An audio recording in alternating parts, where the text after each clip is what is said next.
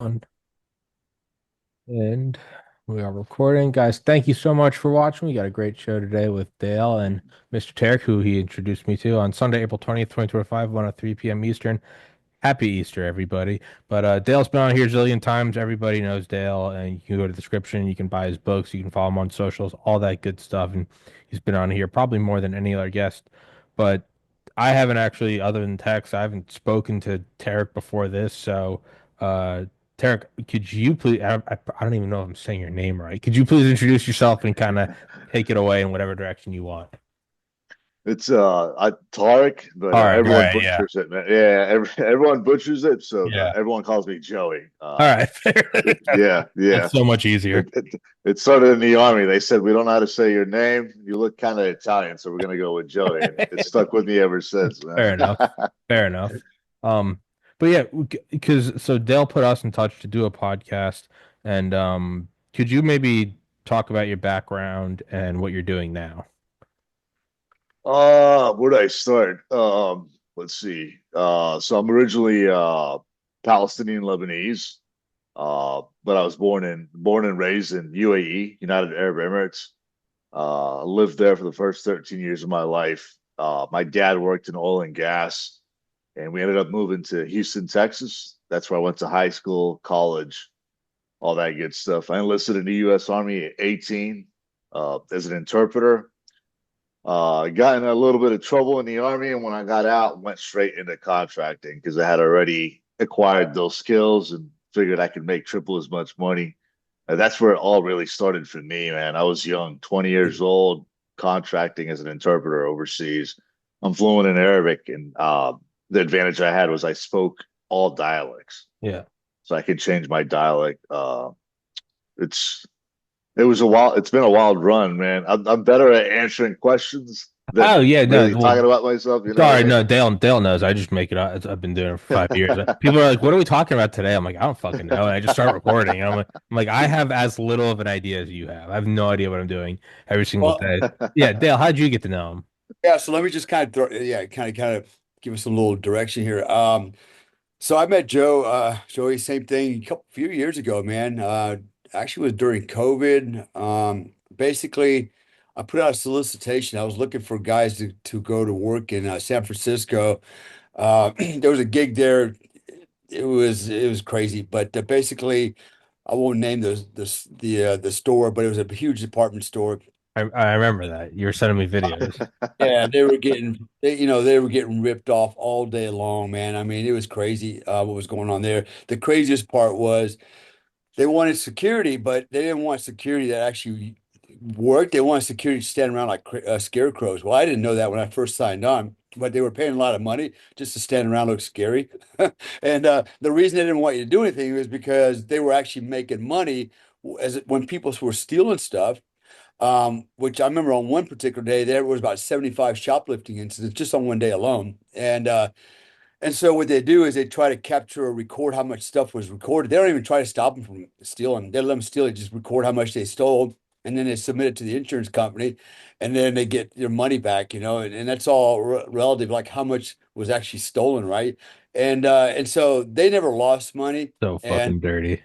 and the way they justified it was like, look, we got this Delta Force operator guy standing here, and he couldn't even stop him. They left out the I part like they let me yeah, stop him. I I did first remember try. I remember when you were doing that. Sorry to interrupt. I remember when you were doing that and you were like sending me videos and I texted my buddy Joe and he was like, dude, some crackhead's gonna go steal a sweatshirt and get dunced by a fucking black ops operator in Nods with a $300,000 carbine. Like It was insane. But anyways, so I was, again, I was asked if I could find some guys to augment as well, right? Because, so anyways, long story short, I put a solicitation out and Joey saw it, responded, and that's how I got to know Joey. I brought him on board and he got to indulge in the shit show with me. And I got to tell you, it was pretty entertaining. Just standing there all day. Oh yeah, and you weren't allowed to sit down because somewhere in the contract it was not allowed, as we were not allowed to, so we had to stand on our feet for 12 hours a day, literally with armor on, and in the front lobby where people came in. Now we usually had a PDF, or sorry, PDF, a San Francisco Police Department officer with us, And he made double the money we made, which was a lot of damn money per Yeah. day. And Yeah. and he got to sit down, right? And he didn't even get to do anything, nor would he do anything. He'd look at me and go, you handle it. I'll deputize you because he didn't want to get in trouble and lose the gig, right? So cops didn't want to do nothing in San Francisco. Because it wasn't worth it. But that's how I got to know Joey. The reason I recommended having Joe on the show because I know a little bit about his background, but what I found interesting was his work in the area of I guess child trafficking. Not he's the child trafficker, but he worked in that area of basically counter trafficking. So without me going in, I'm gonna have him tell the Yeah. background what he did and his involvement and I think it's gonna be might be a pretty sad story, but it's gonna be kind of eye-opening. So go Yeah, ahead, Joey. yeah. I was gonna say no. That's one of the things I've always kind of given carte blanche to for my show is, be it Baz, who's in Dale's line of work, and his thing with ARC, the Association for the Recovery of Children, Christy Wells and Safe House Project, Lee Dundas. I don't remember which one hers is, but I've had on. That's kind of one thing where pretty much, not pretty much, I'd say across the board, if somebody ever puts me in touch or they contact me. I'm a green light. Yeah, come on. I really can't imagine like a more pure endeavor than that. And so I'm always happy to have anyone come on my show as many times as they want to talk about it because, I mean, how can I not? So yeah, Joey, take it away, man. So actually, that follows where I stopped off. I said I went into contracting, and when I came back home, I became a police officer in Houston, and law enforcement wasn't challenging enough for me. It wasn't really what I wanted to do. So I kind of fell into the counter child trafficking stuff. I ended up leaving Texas and moving to Vegas, and I joined CPS as a child abuse investigator. Did that for a year, and it opened my eyes to a lot. However, I felt like it was the capacity of a social worker, and I wasn't doing enough, if it makes sense. And at the time, this was in 2021. I want to say, yeah, 2021. There was a OGA firm called MVM. Some people know about it, some people don't. Depends on what kind of work you've done, right? They operated a lot overseas. There's a CIA contracting firm, but they were doing state site work and they were looking for a site supervisor for a black site that had like 1,500 trafficked children. I won't say the name of the city, but it was here in the States on the border city. And the site supervisor that they wanted had to have like, a similar background of mine, basically, with a college degree, all that stuff. And I was like, I'm probably competing against guys that like worked for Department of State for like 20 years and shit. And at the time I was only like 27 years old, 20, you know what I mean? So I was still young.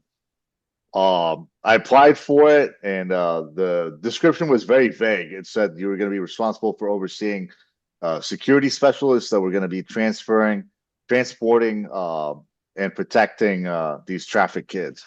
It didn't say the word trafficking, though. It said children. Unaccompanied minors is what they used.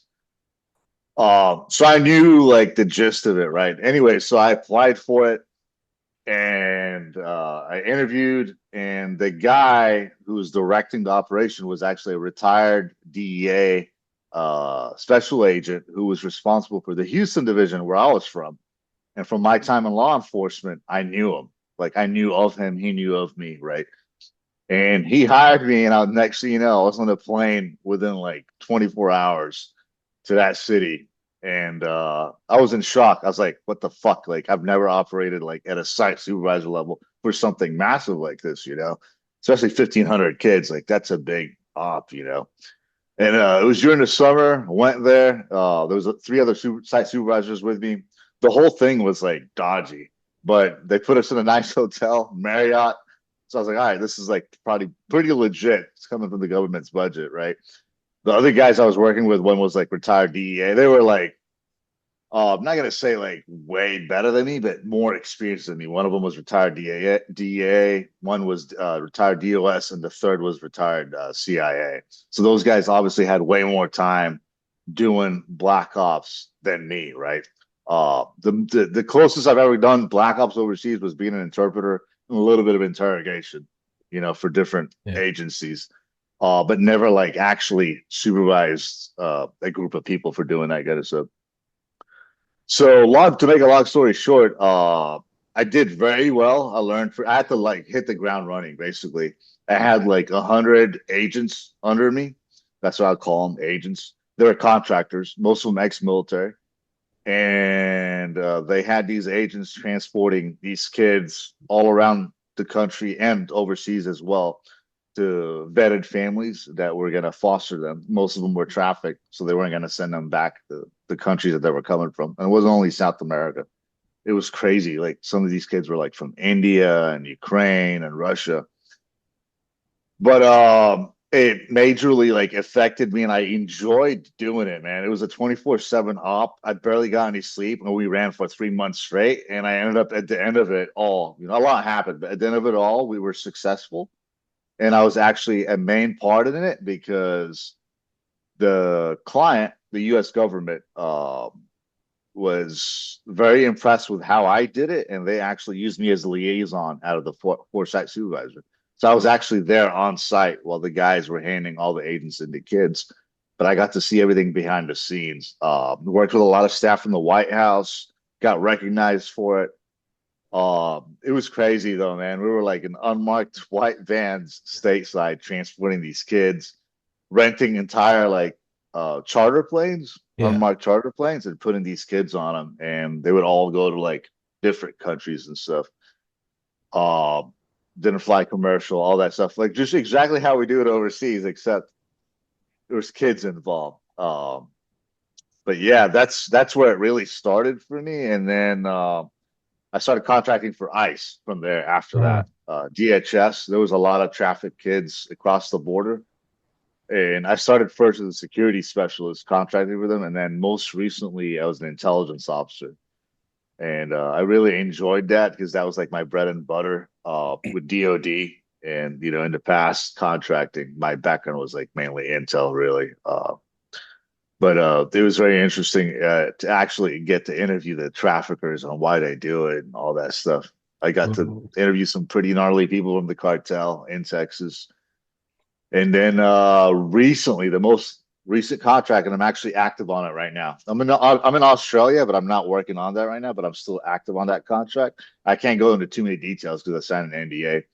But basically, the governor of Texas signed an executive order to fight child trafficking because it was a big problem. We're right on the border. sure.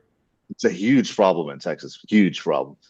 Executive order basically deputizing contractors like me to be 24/7 bodyguards for trafficked kids until they found like foster families to take them in. Similar to what I did with MVM, but this is like one-on-one, once again, like I wouldn't say black ops, but like even local law enforcement isn't aware of this operation. Whoa. We have them housed like in undisclosed locations and we're with them 24/7. We rotate and we're basically with the kid. Like we're like their not their guardian. We have social workers with us, but we're there like no matter what happens. And some of the stories, man, like working one on one with these kids, like just getting to see what they go through and stuff, uh, really makes me glad I got into this because I have a special, thing for children that have gone through that kind of stuff. So Absolutely. I'm rambling though. If you guys want Yeah. to jump Give me 1 second. I gotta turn off the fucking air conditioner.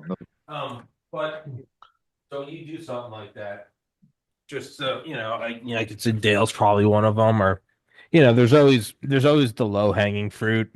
You see somebody in better shape than you, steroids, and it's like regardless that you still got to do work, right? You see the guy yeah, with a lot of yeah, money, you're like, you're a fucking capitalist pig. Not me, I'm not a fucking loser, but like you look at it, I go, well, he probably worked his. I would imagine he worked his ass off.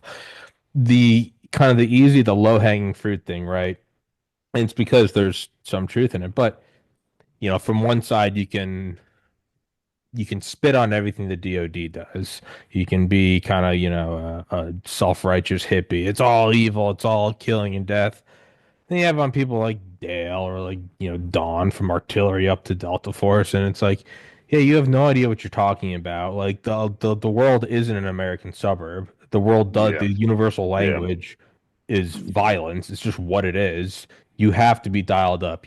we saw just 4 years of like not having an overwhelming American hegemon. Yeah. Because I mean, no one would ever have the balls to shoot at an aircraft carrier like they were last summer, right? So there's a lot of legitimacy to that. Now, is there problems? Are there crime? Sure, in everything there is. But when you have on someone like Dale that tell you like you really don't know what the fuck you're talking about. So for me, right, the low hanging fruit is it's the U.S. government's in on it. They're doing it. They're the one trafficking it. They're behind all of it. You're looking at this and you're from your first-hand experience, you're like, yeah, this wasn't this wasn't just like, for funsies. Like they put Yeah. money and resources Yeah. to doing this. So from your experience, you can objectively say, like, no, I've seen legitimate good come out of this. So where does that fall for you? Do you look at it and you go, no, there is good going on? Does that influence all of your opinions on it? Do you go, maybe there are some siloed factions that are taking part in it and they should burn in hell? Is it, how does that shape your mind on it? So from doing it, honestly, from doing it the last 5 years, and I like being straightforward and honest about this kind of stuff, Yeah, right? Uh, I'm not an anti-government guy, right? However, I will say this: for it to occur for as long as it has, and for the number of kids that have been trafficked, there has to be some of our complicity. government counterparts, yes, complicit in it, 100%, man. I mean, the kids I've dealt with, I'm talking about thousands, and that's just me. Yeah, Those are the ones that get caught, right? What yeah, about all the ones that don't get? There's like I saw the figure. It was like around 300,000 missing kids since the Biden administration. yeah, And I don't want to be too political, but I worked both under Trump and Biden. And under Biden, it was a shit show, man. yeah, Like trafficking was a huge problem, huge. And yeah, under Trump, I believe there's more good being done. And I'm not taking sides, but sure. just me saying from my firsthand experience, there's more good being done. He is taking the fight to the cartel. He is saving more kids. He's allowing us more capability uh, as far as like what we can and cannot do. Under Biden, we weren't allowed to like shoot if one of these guys came to get because a lot of the cartel will come back, find out what hotel the kids are staying in, right? Or what location they're staying in, and try to take them back because you're taking a lot of money from them. Mm-hmm. Kids, depending on their characteristics, it's sick, but there's an actual menu that I've seen firsthand of a list. It's like, you go to a restaurant and it tells you the price and what you're ordering. There's a menu that I've seen firsthand of the prices for different children. Well, Yeah. I've had other people on truly like over the years from different human trafficking organizations who've said similar things. Yeah, And it's sick, dude. no, It's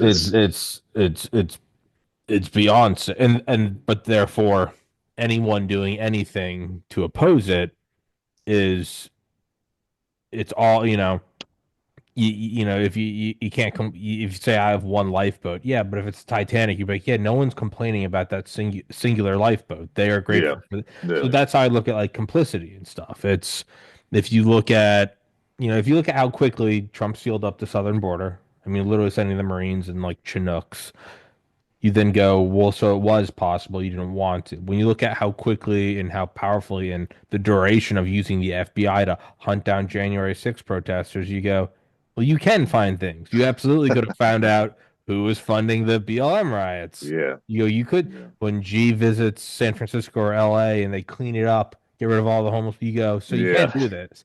So the thing is like they can do it. And I think when people say the yeah, US government's incompetence, I don't doubt there is. But I always push back on that and I go, that you're being far too kind to them. It's complicity. And so if you have something making that much money, and hey, if you can, don't even look at it as you're moving kids across the southern border. If you're moving items that cartels are using for money, if it's a kid, it could also be a backpack of enriched plutonium. So regardless of what it is, if you're allowing that permissibility, then you're complicit. If it's an yeah, AK or if it's a kid or if it's a banana, you're allowing that to happen. And then it's you come back and you're looking at it and okay, but it's clearly not everything. So Is that just more of like the meta nature of government? Like, yeah, it's not a monolith. It's a massive multi-trillion dollar corporation, and there are fucking pieces of shit. And then you also have guys that are doing the Lord's work, and you can't write them all off as one or another. You know what? You know what sucks, man, is I'll just say this, right? Why do you think they're being? I want to get y'all's opinion. Why do y'all think they're being trafficked here? Because we're the biggest Why? client. There's Exactly. supply And and a lot of demand. Yeah. Why yes. why are all the cartels right on the southern border? I don't know. Probably because they're making a lot of fucking money. You don't go, DoorDash doesn't deliver to neighborhoods where no one eats fast food. DoorDash comes by because there's fat fucks like me who want McDonald's at 4 a.m. Yeah. Why do you think it's there? Do you think they're just showing up?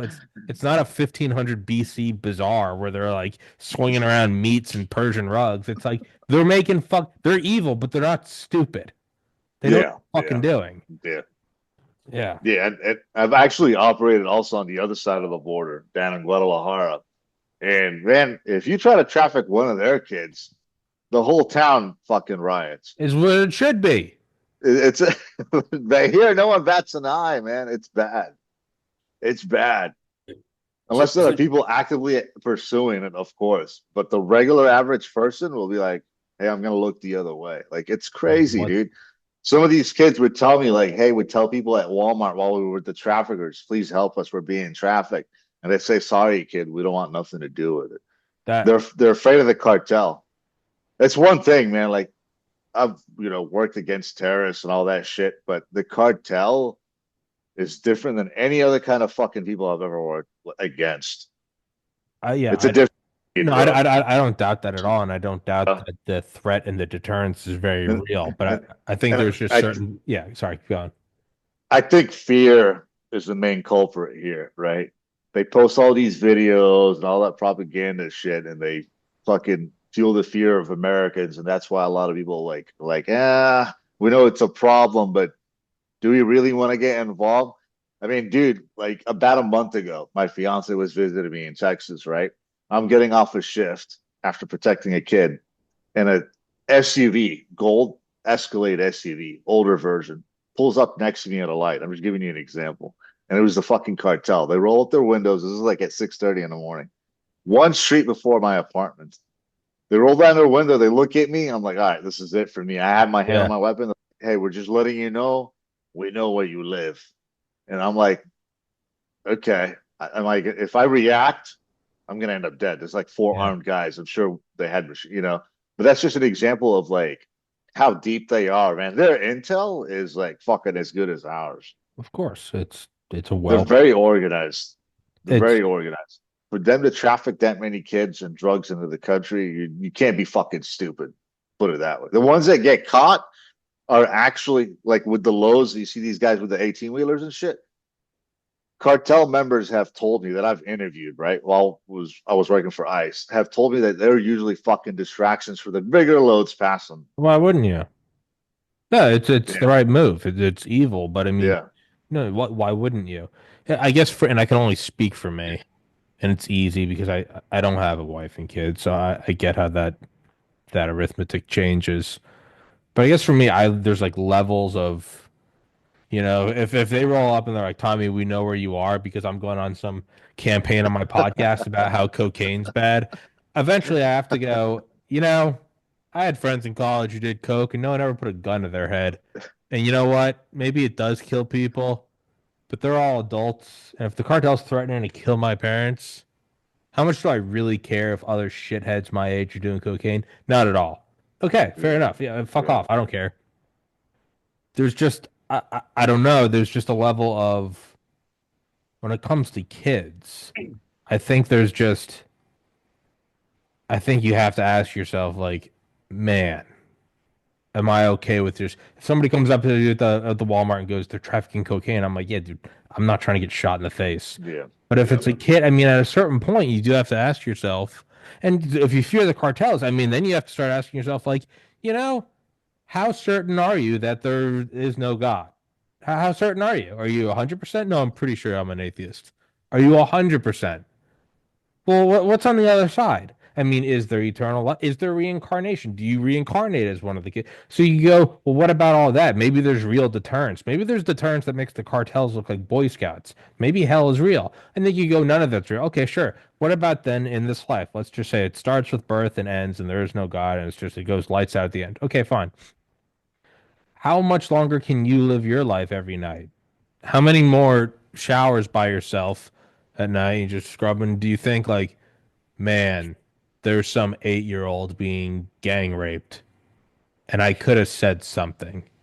How long until you put a gun in your mouth? I mean, but seriously, so like, I guess that's where I look at it is if somebody's like, we're gonna kill you if you keep talking bad about, fast food.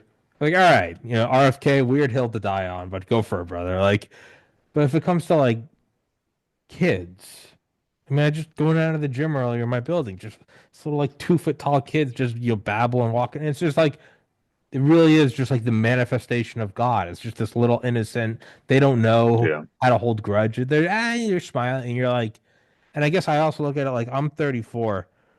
I've had a wonderful life, a blessed life, nuclear family, parents that are still married, went to private school. And it's also like if it's rolling up on my doorstep to where the universe, God, whatever, has put this thing like, hey, these kids are being trafficked. Will you call the cops? It's like this is now on me, and I've lived a great life. And if this is some karma that I now have to deal with this, well, I'm an adult, and then I've fucked up my life, and now I'm here to make this decision. I don't know how you. I totally get looking the other way. If it's, I mean, you really gonna risk your life for somebody selling a dime bag of weed? No, I don't fucking care. The trafficked children, the mechanized, not a child, the mechanized, industrialized trafficking of children. I, I think for me at a certain point, I would go, yeah, I have no illusion that they're not going to kill me, but I imagine I would probably kill myself. I don't know. I don't know. I don't know how you look the other way.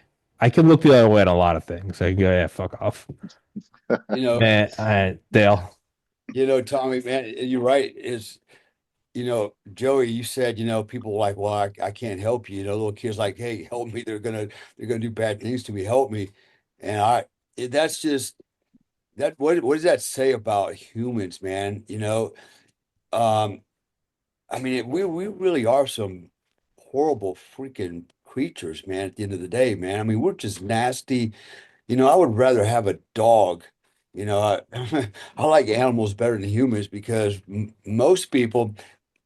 Oh, they can be nice people, but at the end of the day, they have no soul, and people don't want to get involved. That's the other part, man. What's happened to humanity?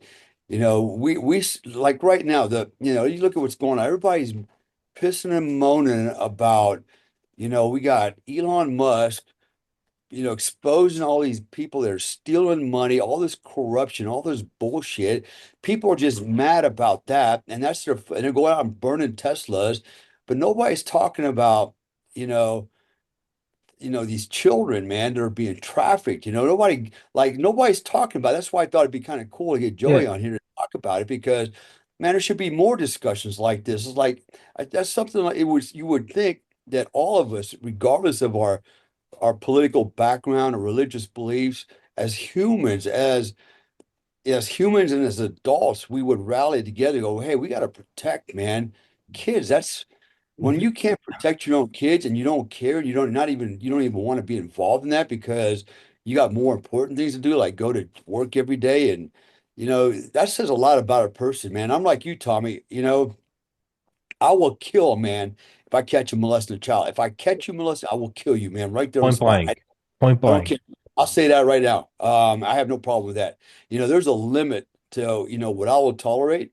And that is just that. Look, man, think about if you have children, as I do, and I think about my kids, and I'm like, what if something like that happened to one of my kids, like my youngest one, right? It's like, damn, I just can imagine, I'm so afraid something's going to happen. Somebody's going to kidnap her. And then what are they going to do to her after that, and, that's just, that's a horrible feeling. And you shouldn't have to feel like that. I mean, growing up, when I grew up, man, we used to run around the street late at night, and didn't have to have adult supervision. You didn't have to worry about crap like this. And now we're in a world where, it's not just recent either, man. This has been going on for a while, but we live in a world now where you got to keep your eye on your kids, get them in before the lights, come on the street. And well, it's crazy, man. I mean, it's a very feral and rogue and dangerous world we live in.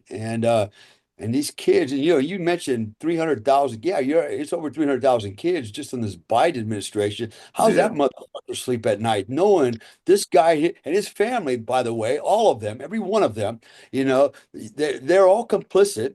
They didn't say a yeah, goddamn thing, yeah, and they know what's going on.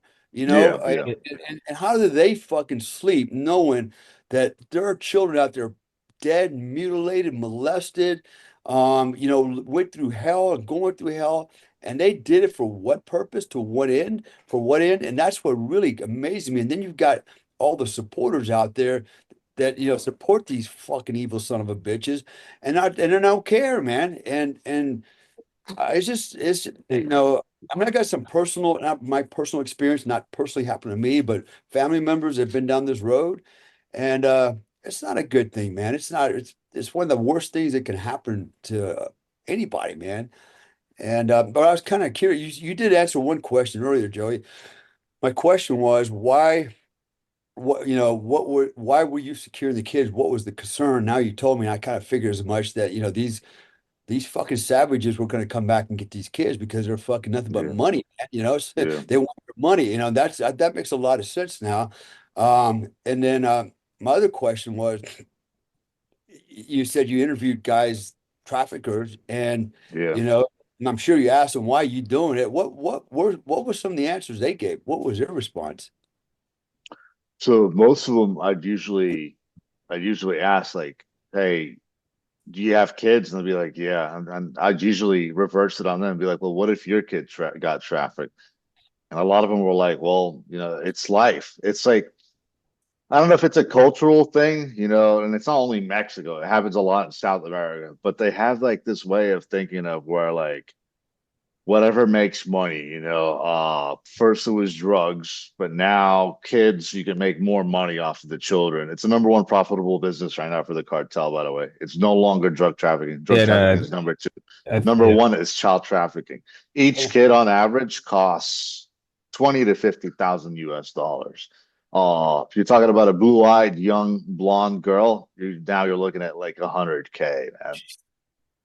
And kids, unfortunately, are easier to traffic than drugs because they can go through an airport without anyone batting an eye. And it happens at airports a lot. It happens at hotels, big sporting events like the Super Bowl. All that shit is real, bro. All that shit is real. And the reason I got out of law enforcement was because there was a lot of red tape and I didn't like it. And I consider myself a gray man and I like being a contractor because I don't give a fuck what the government says. If that kid comes to me and while I'm working and tells me someone tried to grab him, I'm gonna fucking kill that guy.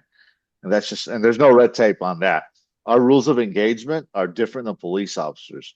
Hell It's yeah. very similar to what he was saying when we were at the store where SFPD was sitting back and letting us handle shit. It's the same way with us. They tell us we can engage if the cartel come. And I've had encounters, but I didn't have to engage, but I have encounters with them in Texas come in a fucking hotel lobby, man, to try and get the kid. And they usually assess the officer too. We're not all the same. We don't have similar backgrounds. But I have some fucking crazy stories where like they'd be in the parking lot cracking Coronas, bro. And I had two kids in custody, and they know who I am. I'm looking at them. They're looking at me. We're both sizing each other up. And I tell them, hey, look, I walk up right up to them. I know who you guys are, but I'm gonna tell you right now. If you come up to that fucking floor, you're all gonna be fucking dead. And I have balls, bro. I don't give a fuck. It's just the way I am. To deal with ruthless motherfuckers, one thing I've learned from Dale, and I consider him, I look up to Dale, dude. He's like my mentor, is you got to be fucking ruthless yourself. There's no yes, please, or any of that shit when it comes to fucking savages. You have to be a fucking savage yourself. And they know if you're faking it or you're actually about it, dude. And there's kind of like a bigger picture there and like escalate to de-escalate. And so when Yeah. you look at something like let's take World War II And like one of the bombing missions before D-Day, like the morning of, there was cloud cover and they didn't hit the beaches, they hit a town. And it's just that happens.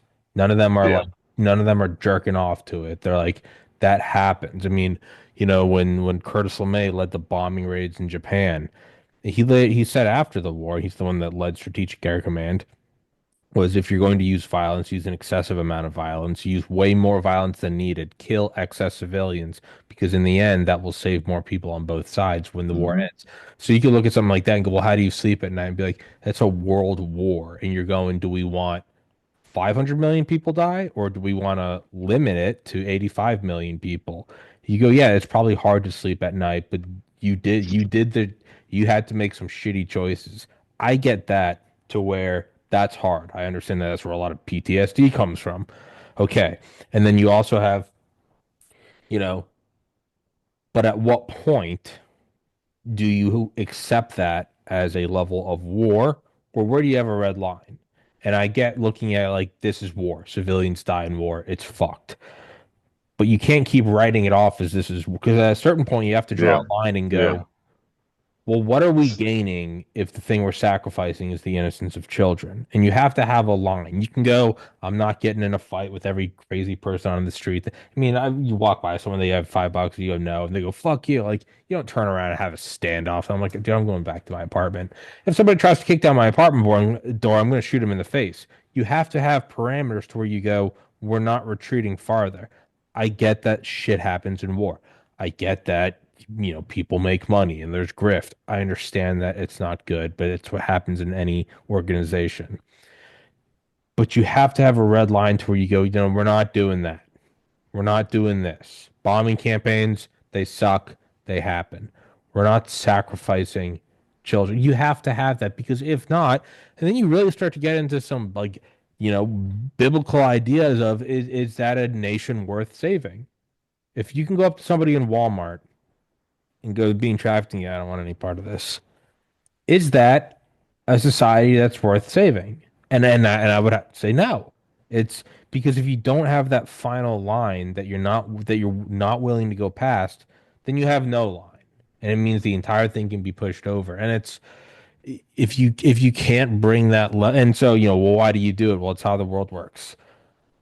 I had one of the early, I don't know, I'm ranting. One of the earliest episodes I did was with a guy from Sayeret Matkal, the Israeli Special Forces, and I asked Yeah. him, and Yeah. I was like, man, like, how do you feel about Dunson guys in Hezbollah or Hamas?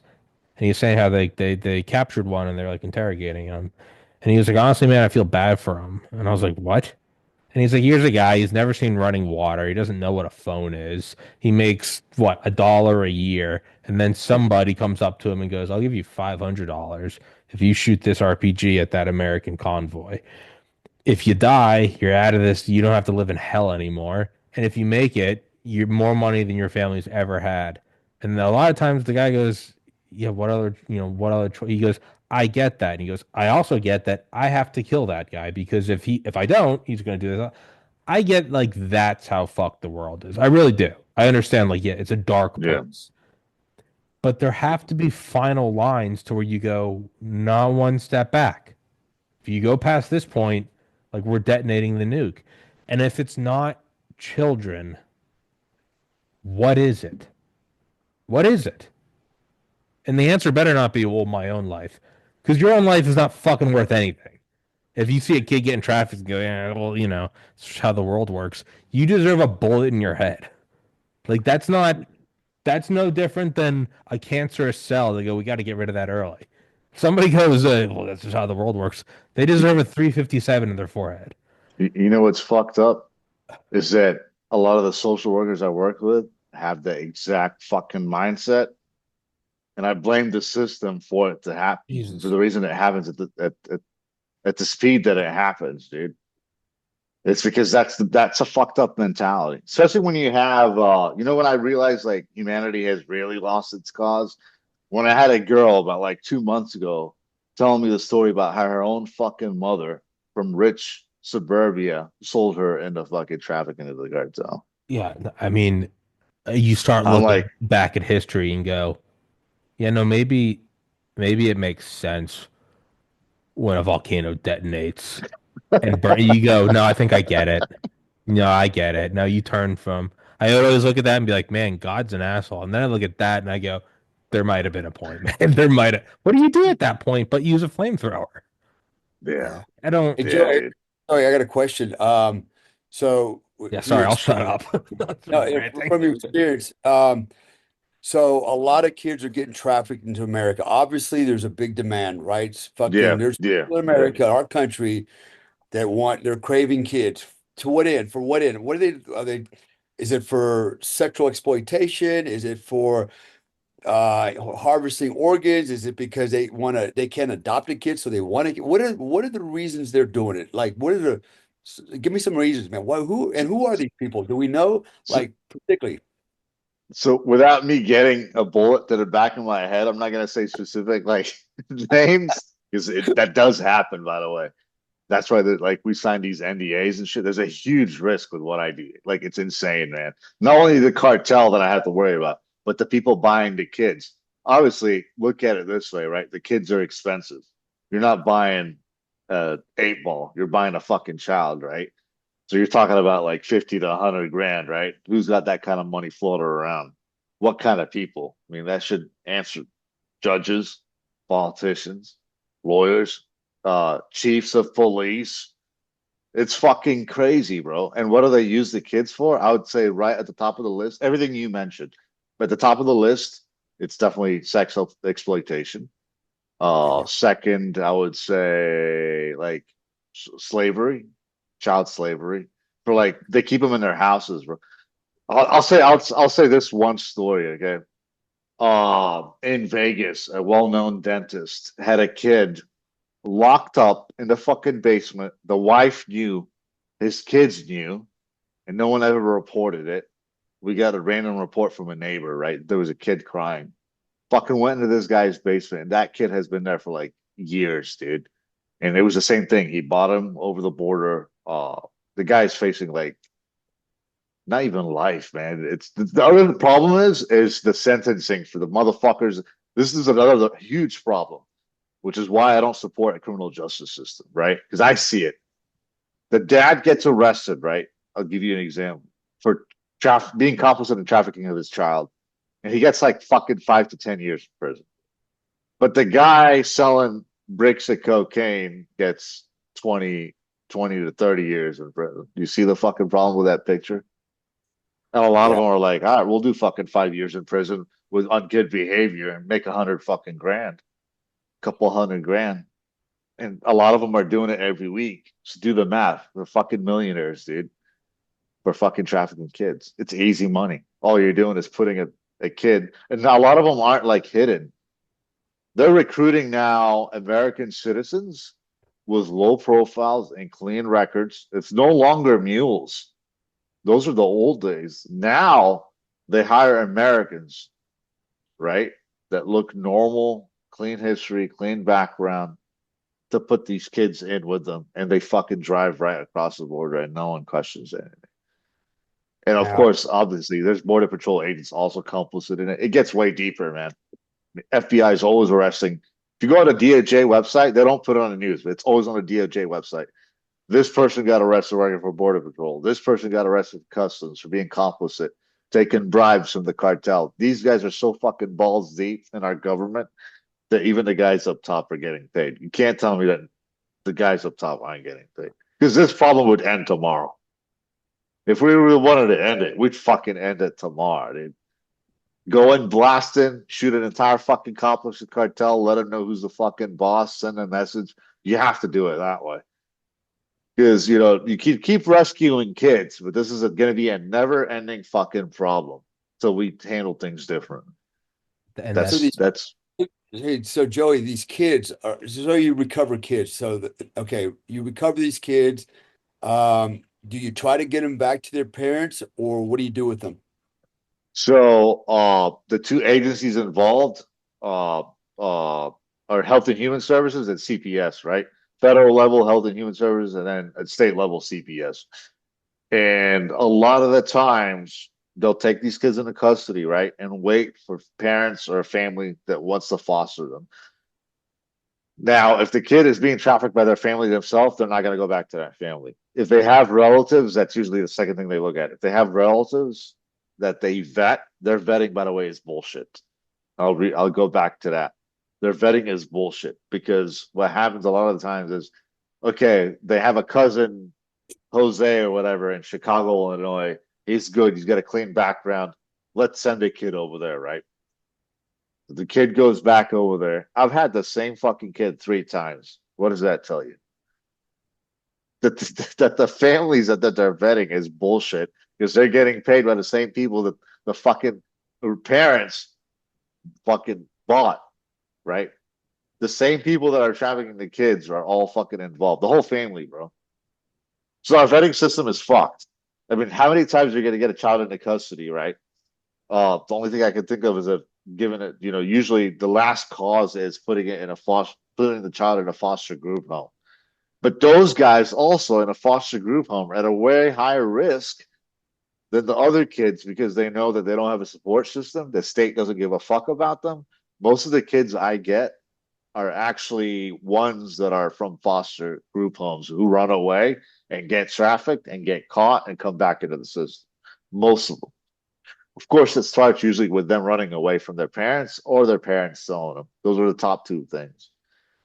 But yeah, the fostering system, man, for these kids, I think the success rate is fairly low. I'd say like 30 to 40%, which is horrible because it's a fucking endless cycle, man. Like, and then as adults, they're fine with being trafficked. They get so used to that lifestyle. Yeah. A lot of them, what they do, they're smart, bro. The cartel, they're not fucking dumb, bro. They're smart. They get these kids as soon as they get them hooked on drugs. Mm-hmm. Okay, they get them addicted to drugs. You get a kid addicted at that young of an age, you could make the kid do whatever the fuck you want, bro. You can. I've seen some of these kids fucking run away right to their fucking traffickers while they're in my custody, man. Running right to the fucking trafficker. It's okay. I want to go with him. I want to jump in the fucking van. I really want coke or I really want heroin or whatever the fuck it is. And that's it. It's fucked up and it's fucking sick, man. And Hey, they know what Joe, they're doing. They know what Joe, they're doing. what about how many Americans, how many American kids are getting kidnapped and find themselves in the getting trafficked, and how many Americans are involved in trafficking American kids? So not just kids coming in from the border, but how much of this stuff's going on internally, you I'd, know? I'd say like I'd say it's 50%. That's my estimate. So it's a huge percentage. You know why? It's a huge percentage because there has to be cooperation. It can't be all South American people fucking bringing in the kids and that's it. It doesn't end there. There's families here that take the kids in. They're called like stash houses, right? But what they're doing is instead of putting 20, 30 kids in a house and making it look it obvious, hey, we'll pay this American family 20 grand to keep this kid with them until we find a customer in the US. And American families are fucking doing it. They're like, the average American family in the US, what do they make, man? It's not that much, honestly, now. The economy's so bad, most of them are fucking struggling. They can use the extra 20, 30,000 or 40,000, bro, cash, and they'll fucking keep the kid and take care of it and wine it and dine it and until a fucking customer calls up. And it's happening every single fucking day here in America, man. You'd be What about surprised, even like good neighborhoods. I'm not talking about shit. I'm not talking about like the hood. Good fucking neighborhoods with kids. It's a business. The families are like, fuck working a 9 to 5. I'll make 20 grand every 2 weeks to keep a kid, and then he's gone. No one's gonna ask any questions. You keep the what kid in about the what about Americans? How many Americans are trafficking their own children and or are losing or having their children kidnapped internally for the same process? I mean, is there a significant amount? Not just American families harboring kids brought in that they're gonna uh-huh.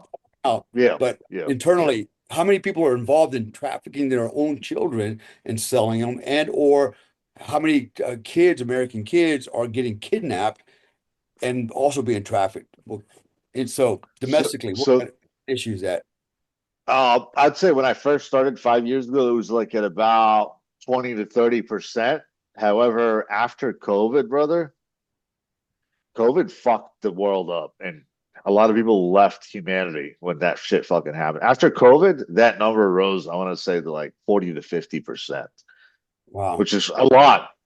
That's a lot of families, man. Like all Yeah. these missing kids that you see on the news, the Amber Alerts, most of that is trafficking. Jeez. Most of it. They don't talk about it on the news. They'll be like, oh, he ran away because he wanted to be with his friends. Or, Johnny got hooked on drugs and now we don't know where he is. No, bro.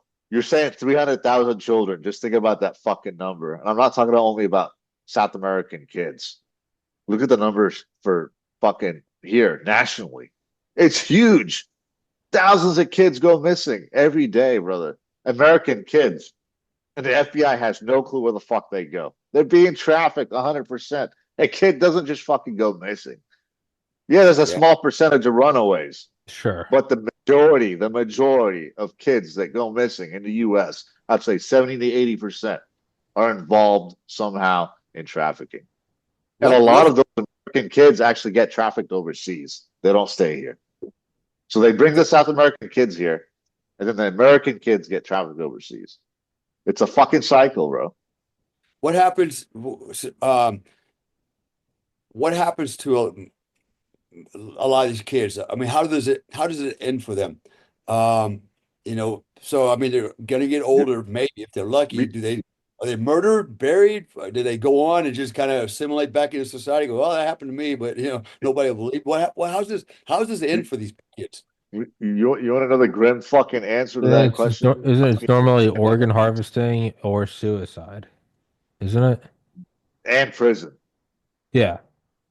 Yeah. Wow. It's all, so I would say the outcome, 90% of it, which is very fucking high, bro, is a grim outcome.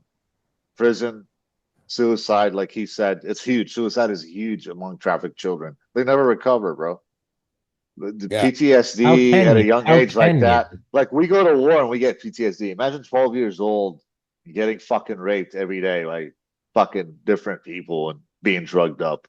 What does that do to your fucking brain by the time you're 18? You want to fucking shoot yourself. So that's another thing, though, is when people are complicit in this, you're killing that kid because Yes, 100%. that could eventually exits the terror of their own mind in the only way they can. And that is on the shoulders of anyone who's ever had a chance to move the needle a millionth of a percent. And I mean, even like saying, families losing money and stuff. That's things where I look at like levels of like self-negotiation of, all right, so I don't know, dad starts selling heroin and some of it has fentanyl and that kills people. Is that good? No. But people with their own free will are buying the heroin and you know Yeah. what? Yeah. Economy's fucked. There's a global bioweapon released and dad's doing his best. That's something where I look at and I go, ideally no. But at the same time, that's someone who's providing for their family and hey, survival's dark.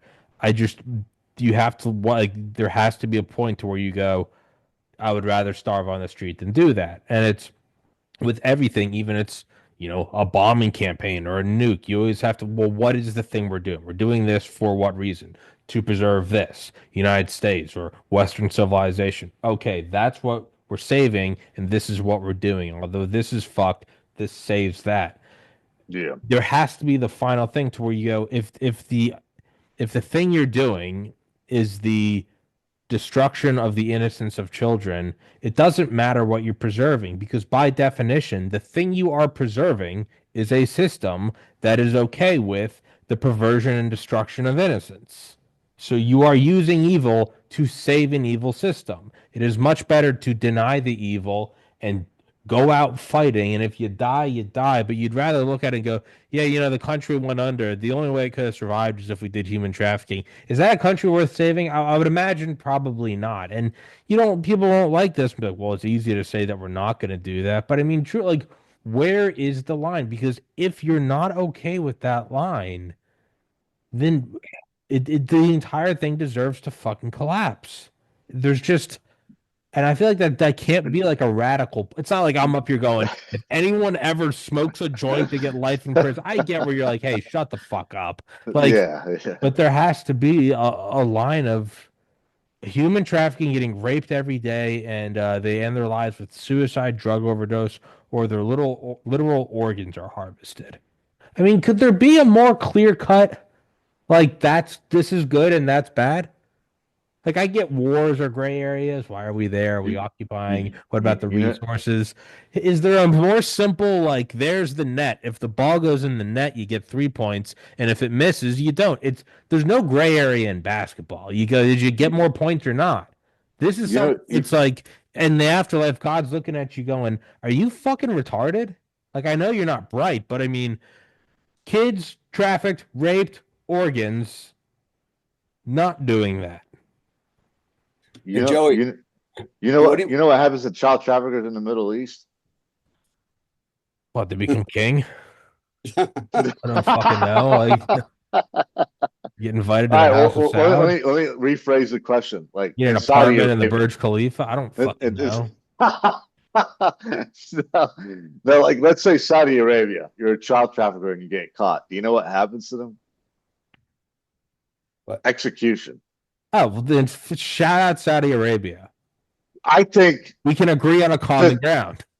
yeah, I mean they're fucked up too, right? But in their own way, they're fucked up. But I Okay. agree with that. I think this it wouldn't be 100% solution, but it would cut down a lot on child trafficking. I'm Is if you pretty start close to executing, 100. I think pretty close to if you 100%. start I executing think we child could, trafficking, yeah. if you hand out death sentences, right now the governor in Texas, he's the harshest right now on child traffickers. They get either life or they get the what do you call it? Fuck, can't even Lethal, fucking think right. lethal injection. Yeah. If other states fucking started doing that shit, it would really cut down on it. But guess what? We got all these liberals and Democrats that are fine with fucking pedophiles. Don't even get me started on that, man. Uh, They think it's fine. There's people out there that think that's fine, by the way. Yeah, we know that. I mean, what do they call it now? They came up with some term. I forget the acronym is, but basically adults that are attracted. minor attracted Uh, person. Yeah, Right. yeah, attracted. There you go. There it is, man. What kind of, that's just some sick bullshit right there, just to justify their their perversions. So you said a lot of kids get. How does that happen? How do kids get sent from, say, the United States abroad, and nobody picks that up? I mean, how are they doing that? I mean, how they not check? I mean, passports, identification. I mean, you just don't bro. get on an airplane. You, you know, you know, Everybody, you know, you know, TSA sucks, right, Dale? well, I kind of know that too, but yeah, Yeah. in a And lot of that's a ways, problem. That's a huge problem. Remember how I said that the trafficking happens a lot? One of the places I mentioned was airports. yeah, TSA's training is fucking shit. Though maybe when we used to transport the kids, they didn't even used to fucking ask. You'd have like a Mexican agent with a black kid, and TSA wouldn't even question it. We had documents because their job is, hey, well, this kid doesn't match this fucking person, and they look completely different, and this person's from this country, and that person's from, and they never fuck out of like 100 times, maybe one time someone would question it. What does that tell you about all the people fucking trafficking kids? No one's asking any questions, bro. The- They don't. Airports are so busy, they don't have time to sit there. Well, is he your mom or is he your dad? Is he your? They don't have time. They don't question it. I'll play devil's advocate. TSA sucks, but that's also now granted they weren't around on 9/11. They subsequently, but still, by the time something's getting through TSA, I don't think it is a unreasonable statement to say the intelligence agencies failed. I know that they're not omnipotent. I get that. No, it's not the movies. They don't see everything happening everywhere. In terms of, it's like what I think Snowden said in his book. He's like, they don't give a fuck what porn you're watching. They're focused on something else. The something else, though, are giant off the books sources of money funding cartels or groups or organizations or cells. By the by the time the trafficking's occurring, I'm much more willing to say the fucking TSA guy barely making 40K a year. Yeah. He's working at Chicago O'Hare. He's seeing literally 90,000 people a day. I'm a little more willing to go. Maybe he didn't look twice at that versus just the most root. It's not like I'm saying how come the CIA didn't find that a single atom of uranium. It's like, well, I mean, this is a pretty big in your face. Yeah, Like at this point, I'm not going to throw that on the TSA. I'm going to look at, I don't know, the like 21 or 22 intelligence agencies we have and go, and then it comes down to do they suck? No, they don't. They're allowing this to happen. It's complicity. yeah. They've allowed this thing to happen. I I could tell you as a former intelligence officer that Mount. So this was under Biden, right? I'd interview a trafficker, and there's a reason I left ICE. I'd interview a trafficker, and they would post bail. So ICE has its own bail, which is different than what regular law enforcement does, where you have to come back and all that shit. It'll be like 50,000, 100,000. ICE collects it. The guy's got no ankle monitor. And I'm telling you, this guy admitted to me he's a child trafficker. I'm just giving you an example, right? ICE fucking releases him the next day. He posts his bail. What do you think? Where do you think Buddy's at? He's still in the US, probably still fucking trafficking. And this is not just one case. We're talking about hundreds, right? Of course they're fucking complicit. When I'm telling my supervisor, this guy just admitted to me he's been fucking trafficking kids, and they're like, all right, well, we'll look into it. And then he gets fucking released 2 days later. What's interesting is, look, man, I'm happy we've got Donald Trump as the president, but here's what I don't quite understand. And again, this is why maybe we should draw more attention to this. And this is kind of why I wanted Joey on here was, so. And Joe, you and me have been in San Francisco. We seen the fucking Yeah. fentanyl problem, right? That's the craziest shit ever, man. Down on Fourth and Market Street, you see them goddamn fentanyl zombies everywhere. They're standing there catatonic, bent over at the waist, fucking snot dripping out of their nose, Yeah. and they have food for 30 fucking minutes like they're a goddamn some kind of fucking concrete fucking growing mushroom fucking plant. Anyways, we see what that can do, man. And so the rage right now is we got to stop all these people coming across the border because of the fentanyl. 100,000 people are dying from fentanyl every year, and I'm kind of like what you said, Tommy. You know what? If you're a fucking idiot and you want to take fentanyl, go fuck yourself. I have all the fentanyl, kill yourself. I don't give a Go shit. wild. But you know what? Why don't we say let's fucking stop the cartels because of what they're doing to our children and other people's children, not just American children, but other people's children. And why don't we fucking go after these families in America that are harboring Yeah. children, that are Yeah. complicit in this? And I also like the idea of, you know what? You get caught trafficking children, if you're involved, you're dead too. You get to all fucking die, man. There's no 100% across the and, board. yeah, you don't get a fucking pass. I don't give a fuck how broke you are. You don't get a pass on that. You don't get to fucking traffic children for money because you don't make enough goddamn money. That's how I look at it. So, why is that not the emphasis? I think any civilized, American would be more willing to support. I mean, I think we're willing to support it anyways with the fentanyl. But this would really motivate more people to go, you know what? We need to fucking stop this bullshit. I personally don't give a fuck if you want to kill yourself with fentanyl, although fentanyl is a problem for everybody. It's very lethal. I mean, it's bad, no doubt about it. But I have less sympathy for drug users who kill themselves or hurt themselves. I don't care if you're a recreational user and you died, oh well, should have did it. But the kids, like you guys said earlier, man, these little kids don't know what the fuck is going on, 2-year-old kids, 3-year-old kids, 4-year, they're innocent, man. They have no clue what's going on and why they were snatched from their parents. Could you imagine what's going through their mind? Where the fuck am I? Where am I going? And you remember what was the movie, man, that came out a couple years ago that it talked about it. That was all, and basically you had movie theaters trying to not show the movie, and Yeah. then they cut the sound. Oh, we have a sound problem. Sorry, you can't hear it. Yes. Sound of Um, Silence. so there you go. Sound Yeah, of Yeah, I freedom. remember it, or Sound of or whatever it was, but yeah, no, they were having Yeah. all these problems, Tim and it was Ballard. and it was think like, of, think about that, man. Think about that. These are Americans that own these fucking, these theaters. These are well, I just misspoke. They're not Americans. At best, they're pseudo Americans. Okay, Yeah. and they're not fucking humans. They're fucking animals. But they're actually they were actually trying to keep people from watching the movie, play it down like, oh, it's not a big deal. Oh, sorry, the sound doesn't fucking work. Man, those cocksuckers should be fucking brought to the death chambers too, man. You're complicit, man. That's one thing you said earlier, Tommy. That's the line, man, that no human being, our children are the future.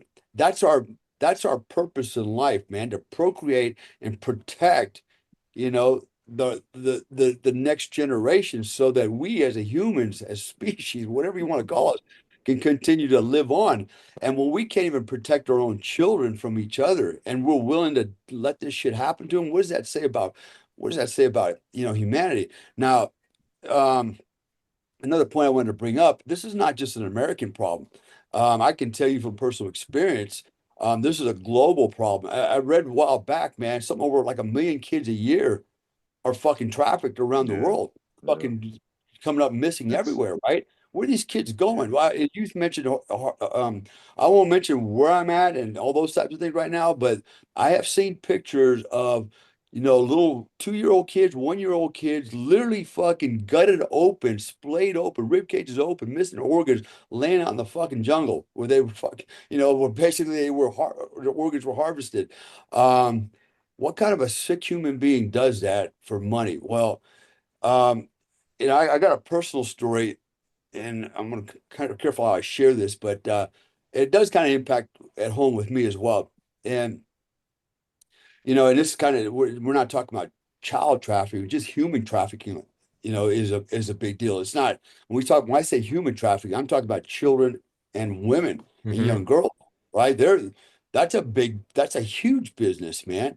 And I know in the part of the world I'm at, and I don't want to get kicked out of country or anything for piss somebody off, but you Dale's know, in Paris, France.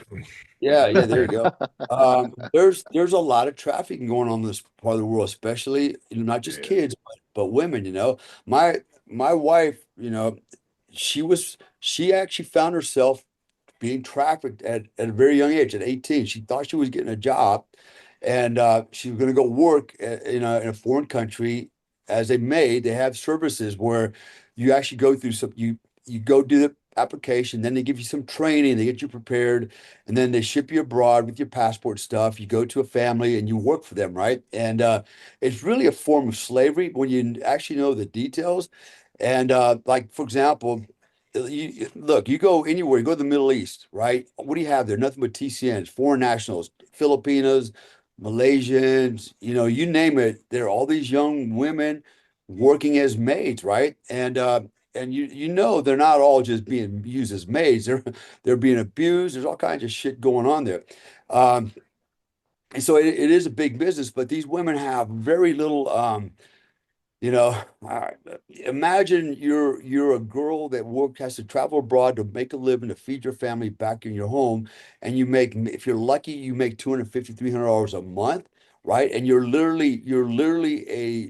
almost a slave. You're not, you can't sit down during the day when the family's at home. You have to stand on your feet. You got to serve everybody. You don't get any time off. You get a half a day off, maybe on Sunday if you're lucky to go out and go buy some toiletries or whatever you need. You can't call home except on certain times. I mean, this is worse than being like in the goddamn military, man. I Yeah. know this. I know these stories personally, and not because I was involved in it, but because, for example, my wife is a great example of it. She's told me all the stories, but she got caught up. She went abroad, and again, I won't mention the country again, but she went to another country, and she went to what basically amounted to it was a compound, but it's like a halfway house where all these girls were going, and then they were to get farmed out to the clients that were going to hire them to be a maid for a couple of years, right? And it could be anywhere. They could go Pakistan, India, the Middle East, China, you name the places, Hong Kong, Taiwan, wherever. And so as she described it to me, she went to this compound. There was about 100 girls in there. She was actually the youngest and the smallest at 18. And she thought, well, any day now I'm going to get orders to go to wherever and get to go work for somebody, make $300 a month so I can send it home to my family.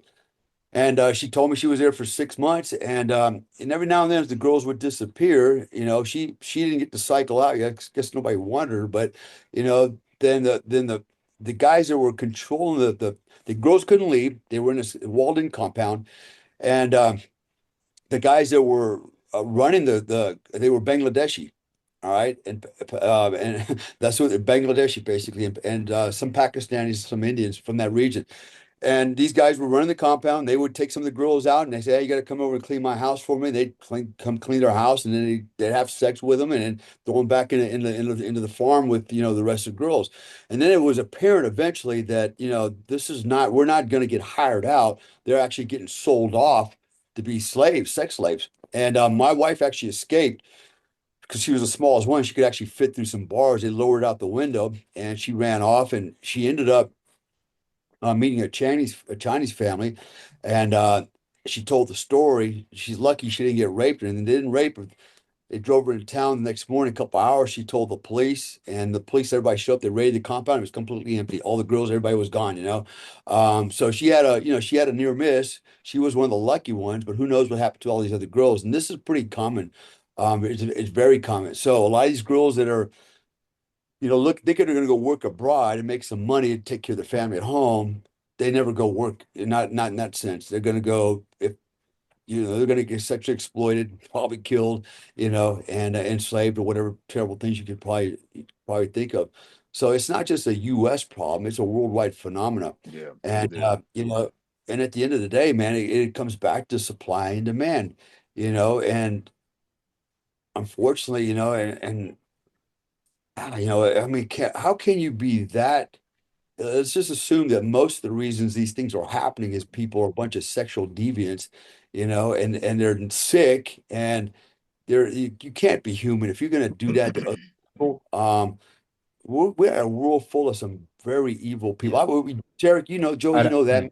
I don't need to We understand why they do it. I don't need to know why. I don't We're care if still they were leading. abused. I don't, to me, you did it. Yeah, there's got to be consequences, but more people just got to have a heart and get involved, man. And we got to have more awareness. And I just don't think people really understand how big this are. Joe, you said it, man. I didn't realize it was the number one. It was the number one commodity for cartels now. It's not drugs, it's Yeah. Yeah. kids. Holy shit. Yeah. You know, Yeah. why are we not talking about that publicly? Why don't Trump just come out and go, "Hey, man, here's the statistics. This is why we need to do this. This really is a war, and we need to, and fuck the Mexican president. We're coming in your country and kick their fucking ass, and you can either help us or get the fuck out of the way. But it's got to stop. If you're not going to help us, then we're going to come and do it. It's time, man. There's nothing more precious than kids. There's nothing more precious, and for us to just kind of take just kind of whatever, and just mind my business, do my job, let somebody else handle this. I don't want to get involved. You're a piece of shit if that's what you say. You don't want to get involved. You're a piece of shit. You don't know better than these traffickers. That's how I look at it. Like you, Tommy, I'm great, man. The- You're garbage if you're not fucking willing to get involved. You're not willing to be interested in it. You're not willing to speak out. You're not willing to do something to help. That's why I'm here because I know this, and I thought, man, Joey would be a great guy to have on here, not just because of the podcast, but I'm hoping, man, this can just keep going and going and going, and we can bring more attention to this thing and get some momentum going here and stop the bullshit. Save some fucking kids, man. You It's know. and it's like that's something where the previous, thing I discussed about, civilian casualties in war. That's something where if, they find the cartels or whatever, let's say they're all in, where city A. That's something where if Trump came out and was like, so this morning, if 25 B-52s flattened that city, and then when 10,000 civvies died, but we think we just cut off human trafficking by about 91% globally, that's something where I would go, war is hell, but I understand it. And not only Yeah. that, it's like, let's be a little more like, realpolitik too, and be like, yeah, I get it's not a Boy Scout world or let's make crime illegal. Like, no, I'm not even, hey, military industrial complex, y'all can get your grift. We're gonna need tanks to roll in. You can get your money. Raytheon, like, you're gonna make some money off this. Like, I'm not even trying to say like it's all got to be perfect. Like, yeah, go get your stop fighting Ukraine, but hey, we're gonna need HIMARS. Like, pay everyone off, let them get their grift. Because to me, I would go, that is a less evil grift than the human trafficking grift. Like, make it work. And that's the thing. It's like if you don't do that, again, I don't. There is no logical value. It's not like an opinion.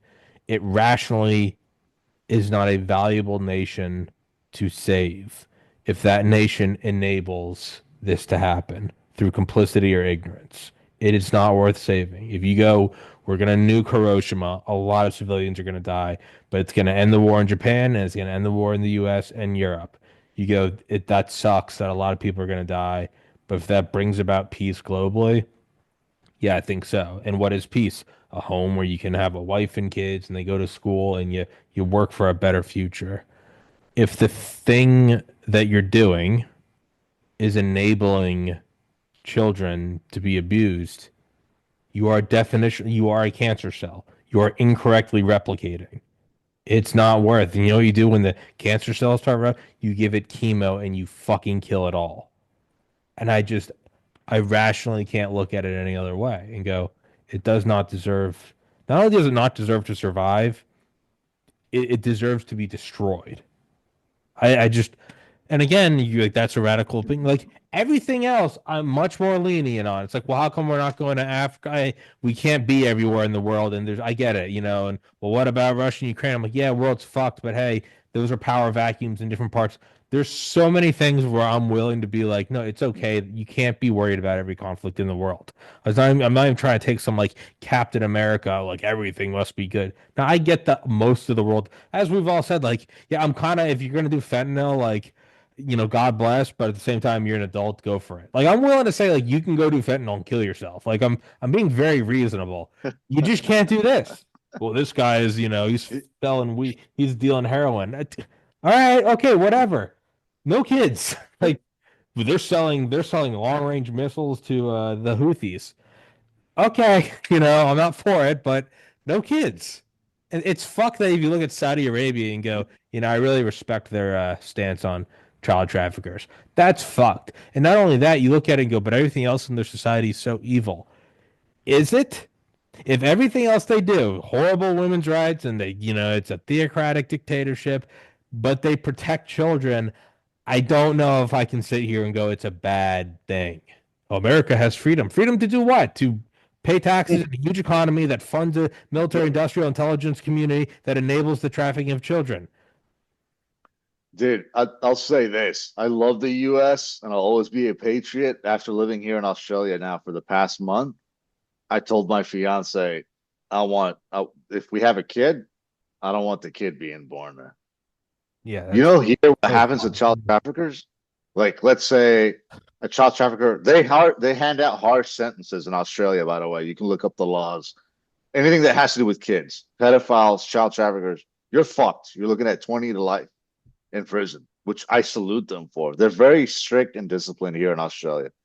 Even for speeding, you speed like multiple times, they take your fucking license. I love that shit, dude. It's awesome. You have to be like that. You know why? Because humans are fucking animals, bro. And Yes. unfortunately, humans do not learn unless you fucking discipline them. And that's just the way it is, bro. It really is.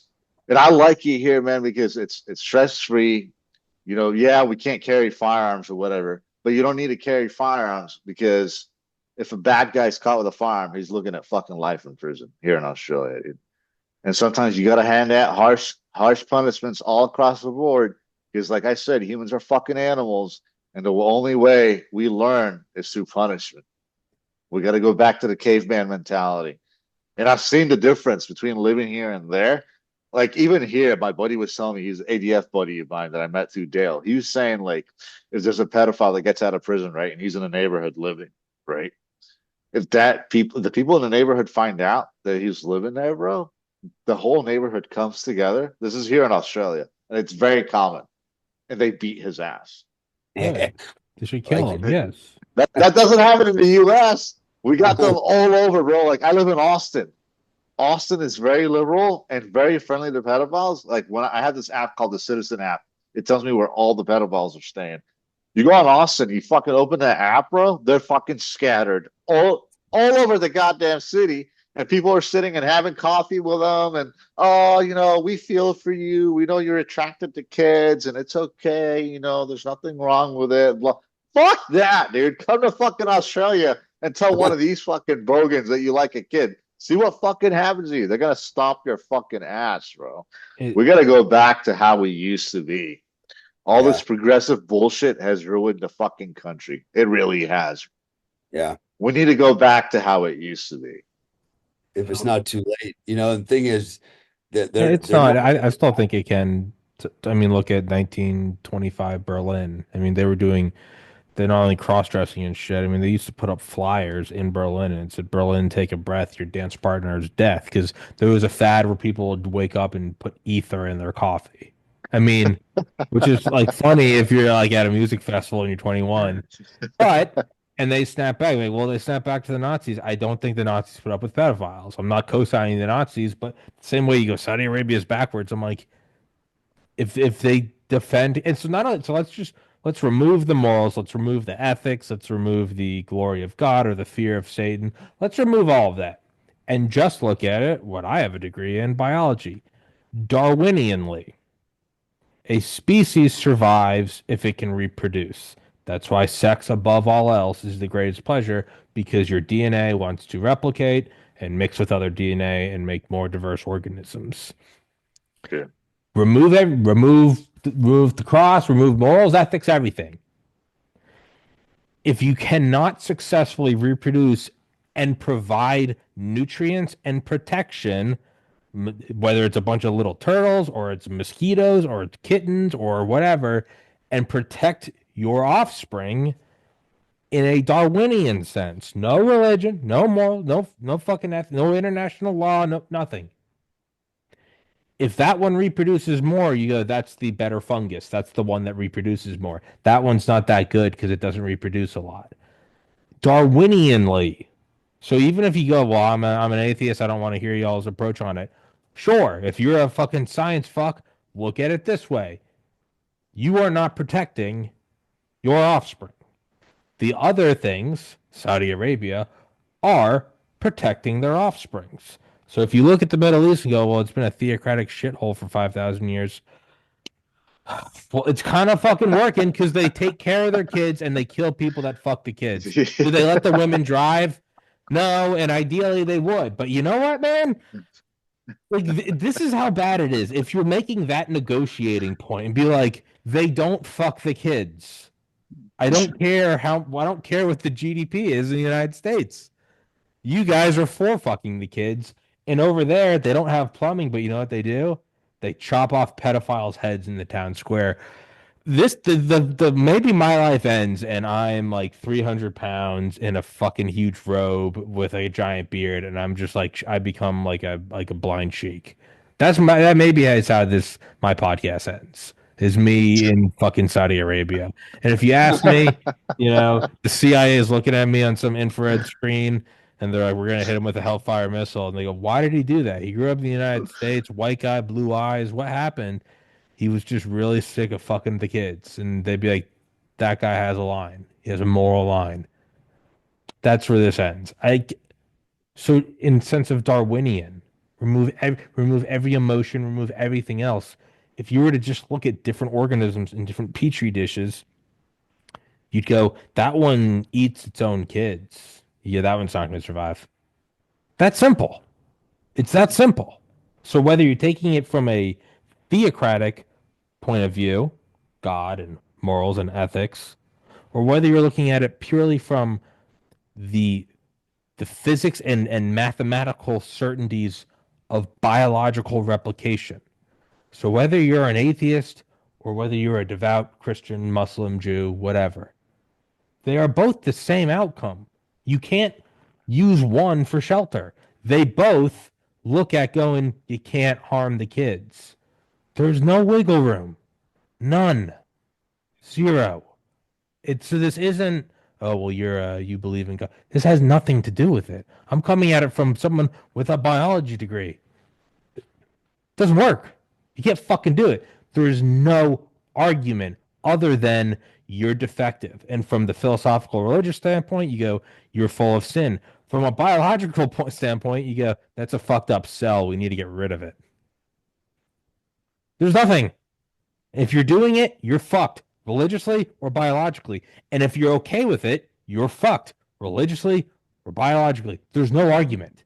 I probably should have been a lawyer instead of doing this podcast. I don't know where I was going with that. There wasn't really a question in there. Sorry. You have one of my rants, man. Yeah, Usually I I start know. right. I invoked the power I of shit Dale. right in the beginning of the show, you know. Dale rubs off on me. I start getting red in the face and screaming like a pen preacher. Breaking shit. Yeah. Oh man, this was good, man. Yeah, I enjoyed it, man. I actually learned a lot, Joey. I know you got a lot of other stories. I'd love to have you on with him again another time. absolutely. Yeah, we'll do another one. Um, I heard some of the other stuff before, about, down in Mexico and, Yeah, getting yeah, approached by, the bad guys in a fucking bar and, yeah, yeah. I mean, you live an interesting life, man. You've done some cool things, and but you've traveled in the fucking on the black side, the dark side of fucking, as I do it in a way too. I got dark shit I have to deal with here, but you do something that's closer to home, and I don't know, man. I think Tom, you got to have him on, man. There's I'd more love, yeah, time. Joe, I'd love to have you on, and I A don't know if lot. it'd be helpful. I'd put you in touch with Baz. I don't know if talking to him, he runs ARC, the Association for the Recovery of Children. They actually go and rescue kids. Um, Nice, yeah, no, I nice. can put you in touch with all of them. Um, is there any website or links or anything? Can you text them to me? I'll put them in the description for people listening, or they can I don't know, just go follow you on Instagram, just something. Yeah, Um, I'm the most active on IG on okay, Instagram. Joey got nobody. yeah. Yeah, I'll send you the link. But Yeah, no, I'd love to let's definitely schedule another one. I'd love to have you back on, both of you back on. We can talk about this. But I mean, I don't know. And it might be it's like, so what's the point of this discussion then? We're all just patting each other on the back saying, I agree, this is bad. Harps, man. No. What I'm saying is well, one, it's people might not know these things, so it's good to learn. yeah, I think it is also good though when you hear other people kind of get emotional about it, it allows you to go, man, I don't like that chick. She's a crazy blue-haired liberal, but she does sh say all pedophiles should be in a mass grave. You start to go, not only are you not alone, it actually starts to make you look at people and go, maybe we're not that different. Maybe, okay, I mean, maybe she's a fucking hippie and, but if we both agree, like, all that they should be against the wall, that allows you to actually, I think, connect more with your neighbor and also feel less alienated. And if that hits a critical mass, you might actually have change. So I don't think it's all for naught. I I agree. I think it's, agree with yeah, that statement, Tommy. I yeah. do. I No, always preach unity. I do. I preach that. The yeah, reason it occurs more too is because we're so divided in the U.S. yeah. You know, And in Australia, like I love about it here. Like I don't want to keep bragging about Australia. It doesn't matter what race or color or wherever the fuck they're from, right? They all come together when there's a problem. they're really, if there really should be at least that unified. You can vote more or less on taxes or, is pot legal or should we have this diet? I get, and that's fine. You liberal, conservative, that's all well and good. I mean, it really should be. They all agree, like, hey, I love my child more than anything else. Yeah, Like, and if that can happen, then I would say it is a country worth saving. And it might just be that we're in hopefully we look back one day and 50 years ago, yeah, America kind of hit that breaking point, and then that was the saving grace. And I really think it can be. Um, because if not, it won't survive, and not just morally and ethically, it biologically won't survive. If you're destroying your offspring, you're the organism ends. It's that simple.